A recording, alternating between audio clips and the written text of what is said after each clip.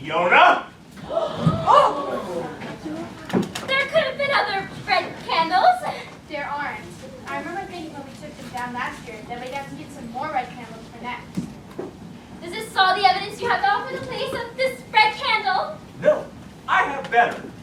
See, when I went around the room, I glanced at everybody's hands. When I noticed on your wrists are thin little scratches, no doubt from Mr. Starkweather when he struggled and called for his life. I'm willing to bet that these skin samples that I found underneath his fingernails belong to you. It'll be really easy to know the truth. I do know quite a bunch of DNA experts on the field. Bravo, Mr. Davis. Well, I don't consider you'd consider cloning those scrapings and putting them near me in jail, would you? I didn't think so. Well, Miss Van Zandt, I guess I learned to never cross a lawyer. You know, thank you, don't touch me. Never crossed a lawyer. But I may have caused you to lose Uncle Simon's billions, but you surely got your revenge. well, I'm trying to think Do of... you expect me to tell you? Oh, yeah? Might as well. You figured out the main details anyway. I was furious at Uncle Simon for giving our hopes of everything crashing to the ground. I thought a man that cruel didn't deserve to live.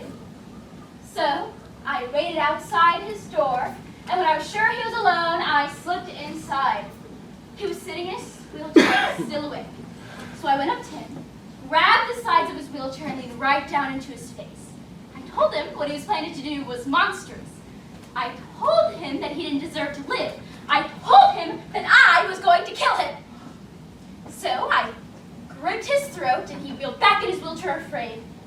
He hit the desk, which sent the lamp down flying and the water pitcher right on top of it. When the water hit the lamp, it blew a circuit breaker. So you didn't cause the blackout deliberately?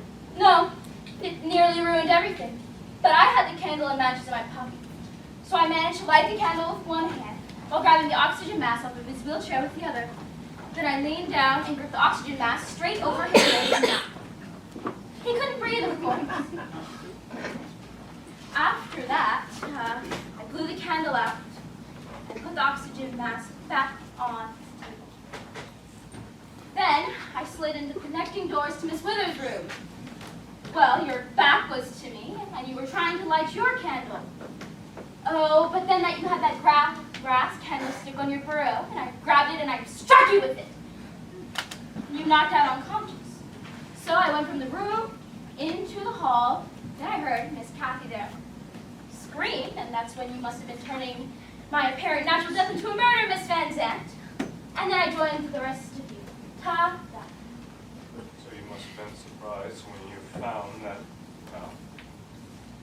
blood pressure cuff around his neck. I was, but what was I to do? It was easy to guess what Miss Van Zandt had pulled.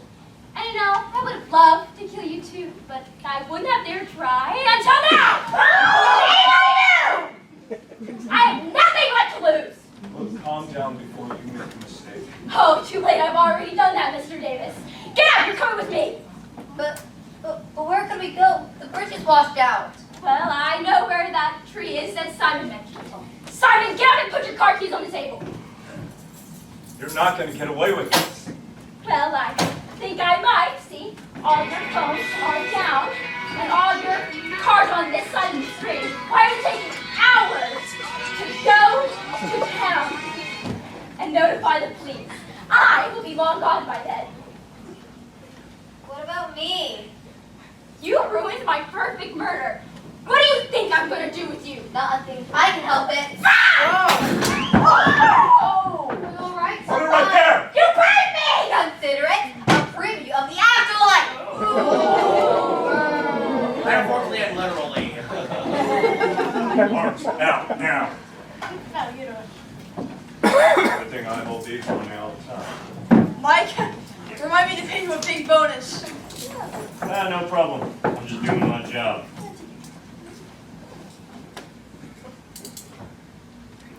Anything left to say? I might be in there a long time. Maybe I can organize a bridge club.